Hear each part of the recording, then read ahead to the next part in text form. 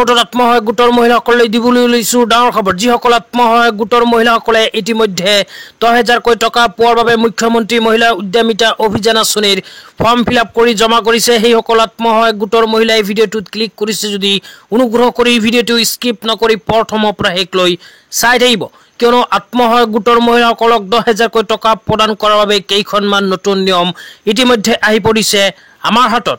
এইবোৰ নিয়মৰ ভিতৰত যিসকল আত্মসহায়ক গোটৰ মহিলাই নপৰিব, সেইসকল আত্মসহায়ক গোটৰ মহিলাই বেংক একাউণ্টত নাপাব 10,000কৈ টকা। তো কি নিয়ম যদি জানিব বিচাৰে অনুগ্ৰহ কৰি ভিডিঅ'টো স্কিপ নকৰি প্ৰথমৰ পৰা শেষলৈ চাব। আৰু মোৰ চেনেলত নতুন হ'লে প্লিজ চেনেলটো ছাবস্ক্ৰাইব কৰি মোৰ লগত থাকিব। আৰু ভিডিঅ'টো ভাল লাগিলে অনুগ্ৰহ কৰি শ্বেয়াৰ কৰি আপোনালোকৰ বন্ধুবৰ্গকো চোৱাৰ কাৰণে সুযোগ প্ৰদান কৰিব।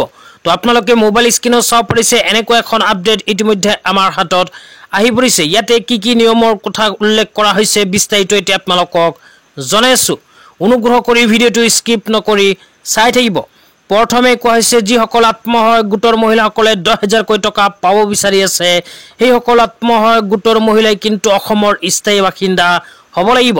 অসমৰ স্থায়ী বাসিন্দা নোহোৱা আত্মসহায়ক গোটৰ মহিলাসকলে কিন্তু 10,000কৈ টকা নাপাব। তাৰপিছত কোৱা হৈছে যিসকল আত্মসহায়ক গোটৰ মহিলাসকলে জেনেৰেল আৰু OBC কাষ্টত অন্তৰ্ভুক্ত, সেইসকল মহিলা যদি 3টাতকৈ অধিক সন্তান আছে তেন্তে সেইসকল মহিলাই কিন্তু 10,000কৈ টকা নাপাব। তাৰপিছত 3 নম্বৰত কোৱা হৈছে যিসকল আত্মসহায়ক গোটৰ মহিলাসকলে অনুসূচিত জনজাতি, অনুসূচিত জাতি, মৰাণ, মটক, চাহ জনজাতিৰ অন্তৰ্গত, সেইসকল আত্মসহায়ক গোটৰ মহিলাসকলৰ যদি 4টাতকৈ অধিক সন্তান আছে তেন্তে সেইসকল মহিলাও কিন্তু 10,000কৈ টকা নাপাব। লগতে আৰু কোৱা হৈছে যিসকল আত্মসহায়ক গোটৰ মহিলাসকলৰ 3 পৰা 14 বছৰ বয়সীয়া কন্যা সন্তান আছে, সেই কন্যা সন্তানজনীক যদি স্কুলত ভৰ্তি কৰি দিয়া নাই, সেইসকল আত্মসহায়ক গোটৰ মহিলাসকলে কিন্তু 10,000কৈ টকা পোৱাৰ যোগ্য নহয়।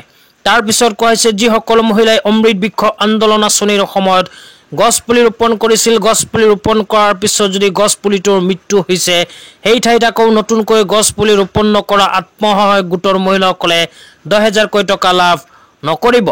লগতে যিসকল আত্মসহায়ক গোটৰ মহিলাসকলে 10,000কৈ টকা পোৱাৰ বাবে মুখ্যমন্ত্ৰী মহিলা উদ্যমিতা অভিযান আঁচনিৰ ফৰ্ম ফিল আপ কৰি জমা দিছে, সেইসকল মহিলাৰ নিজা এখন ব্যৱসায়িক পৰিকল্পনা থাকিব লাগিব।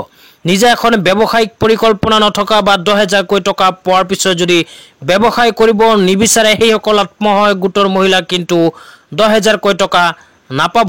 তাৰপিছত একেবাৰে শেষৰ নিয়মটো হ'ল যিসকল আত্মসহায়ক গোটৰ মহিলাসকলে 10,000কৈ টকা বেংক একাউণ্টত পাব বিচাৰে, অতি সোনকালে কিন্তু বেংক একাউণ্টৰ লগত আধাৰ কাৰ্ড লিংক কৰিব লাগিব। বেংক একাউণ্টৰ লগত আধাৰ কাৰ্ড লিংক নকৰিলে কিন্তু 10,000কৈ টকা বেংক একাউণ্টত নোসোমাব। তো আজি ইমানেই, ধন্যবাদ।